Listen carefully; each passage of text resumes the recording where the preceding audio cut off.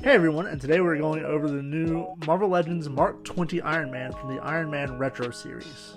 As you can see, he has this great box. I don't normally go over boxes, I don't really care for them much, but this is unique. Vintage or retro style card back is always great. This was designed by Harry Moore. That's enough about the package. It looks great. It's a throwback to some toys from my childhood, but let's get the Mark 20 open. Alright, so here is the Mark 20 out of box. He looks really good. I have not done a heat treatment on him. I usually do this for every Marvel Legend, but we're just running stock with him right now. So quick up, quick here, and then quick back. He does have back fins. So if you've been following the Marvel line for a while, you know that they've done this guy two other times. Once in the 6-inch line with the old odd proportions and duck face, and once in the 3.75-inch line for the Iron Man 2 movie. He comes with four repulsor blasts, although they don't have the blast piece on them, so that's a little annoying. And then he has a repulsor hand, and both repulsor hands are hinged. I'm not going to try on that one, that's real stiff. He has another fist hand, which has a glob of paint on it. Not easily scratched off, but maybe some alcohol remover, I can get that taken care of. So it is annoying, but with Marvel Legends quality, this honestly hasn't happened much to me. Paint or scuffs or anything like that. Happens maybe, I don't know, I could probably count on one hand the amount of times I've gotten a messed up figure from the factory. So real quick, let's go ahead and get some size comparisons out of the way. Here he is next to the Marvel Legends Extremis Iron Man. And then here he is right next to the Mayfex Classic Iron Man, who for some reason has some trouble standing today. There he is. He's a little hunched. All three Iron Men look great next to each other. Here we have the Marvel Select Hulkbuster. For those who know, they know. Hasbro just announced an 85th anniversary Hulkbuster, which is going to stand a little bit taller than this one.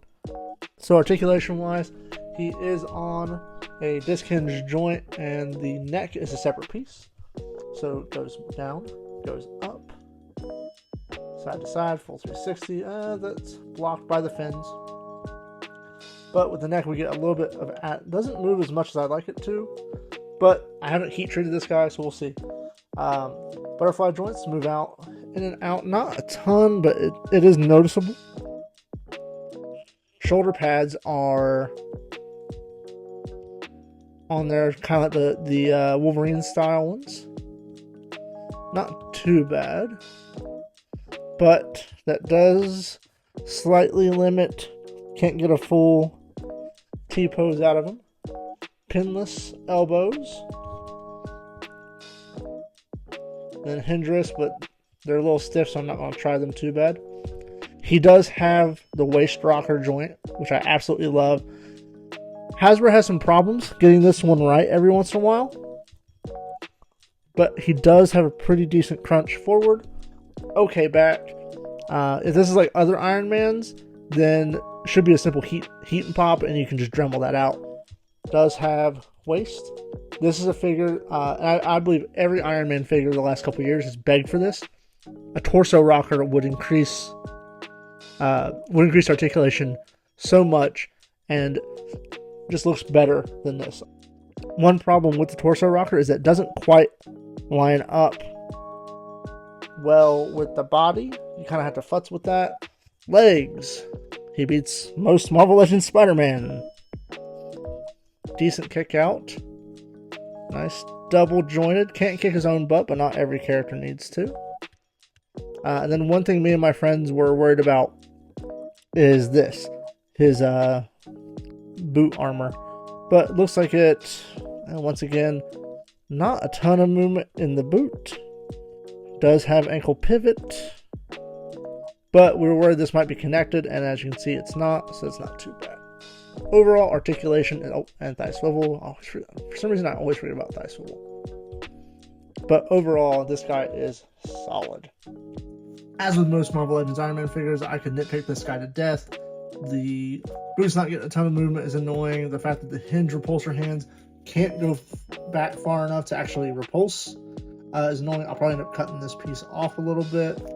The fact that The blast effect pieces don't actually have a blast piece on them. Like, there's a lot of little things I could be upset about on this figure. However, for $25,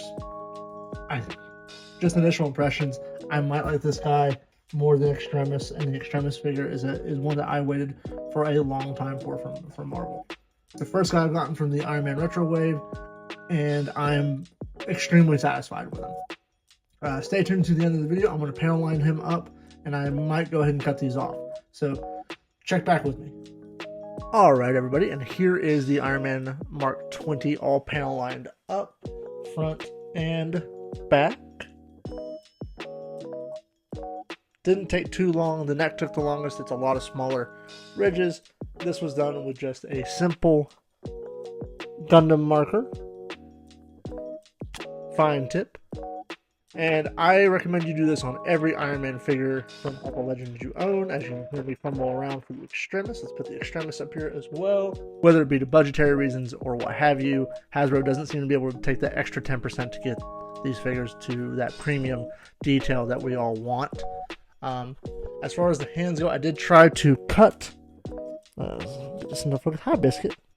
Tried to cut that with a pair of scissors. I'm running an X-Acto knife and some heat to really work on that. And the left fist, I was able to get that with nail polish remover. I said alcohol remover several times in review. That's on me. But yeah, so I was able to clean that fist up all right. Overall, few gripes notwithstanding, the repulsor hands, the feet have a problem of there's mobility there, but not as much as, say, the Extremis. But in general, I absolutely love the Mark 20. It is a great addition to any Iron Man shelf. I don't know if I'm going to go out and say he's the best Iron Man we've gotten so far. The Mark 70 is still a strong contender. The Extremis has some pros and cons to it. And even the Mark 1 is an amazing figure. But what this figure does do well, it does really well. And I, for one, am glad to see an Iron Man with some great butterfly joint action. But that's it for me, you guys. Hopefully you liked the review. Subscribe, like, and all that jazz, and I'll see you on the next round.